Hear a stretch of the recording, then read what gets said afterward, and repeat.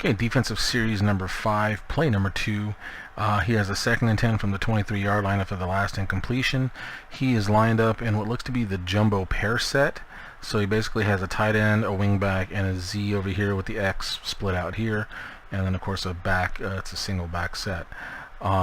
The play he seems to be running, or actually the defense I'm in, is actually a 4-4 split. As you can see, though, I shifted my linebackers over and my line because of the heavy unbalanced set here to the right. So I'm playing that for the run. I'm still in a cover 3 though, so I do have him covered for that. And the play he looks to be running here to me is close drag. So what that entails is, and he makes the one adjustment of sending him on a hitch. Normally he would be running a shallow route across the middle here.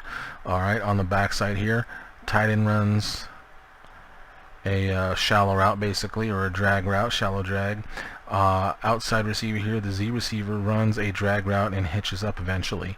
Usually right about the middle of the field. He's going to try to find the soft spot. Now the tight end here, this wing back, will run a mini wheel. Once he gets past the Z receiver here, he's going to wheel up essentially. Back in this case is going to stay in and block to the weak side. Now if you're looking at that right now, like I said, I'm in a cover 3.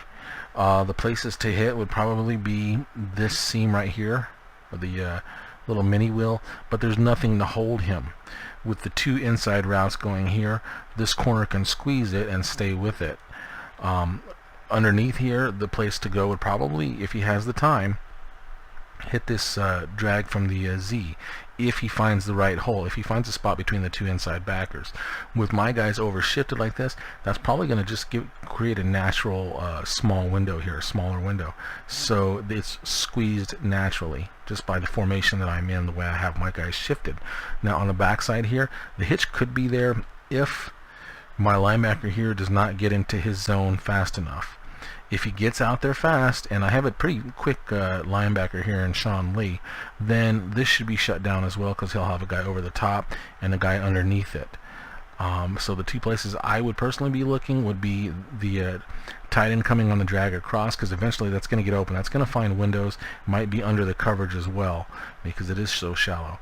And then looking at the Z receiver on his drag stop, mainly because eventually if he stops in the right spot, it's going to be in a hole in the zone, and you know, it's an easy completion. Let's run through the plays, see what happens, and we'll discuss. So as you can see right now, he actually has this. I'm not getting any squeeze from either my linebacker, who's got the flat routes, or my corner here, who's got the deep third.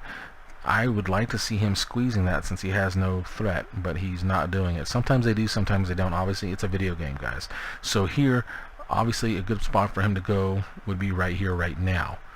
Now, looking at these 2, this one will probably open up underneath this guy once he gets even. This guy probably will not open up at all if he's running the drag stop, because I'm the one covering. So I'm going to go just stick with this guy the entire way. Alright, let's keep going through.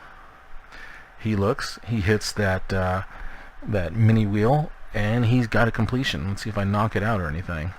Nope. So he gets a great little play there by hitting the open guy. He does a good job of finding the right person, the guy who is open, and hitting it.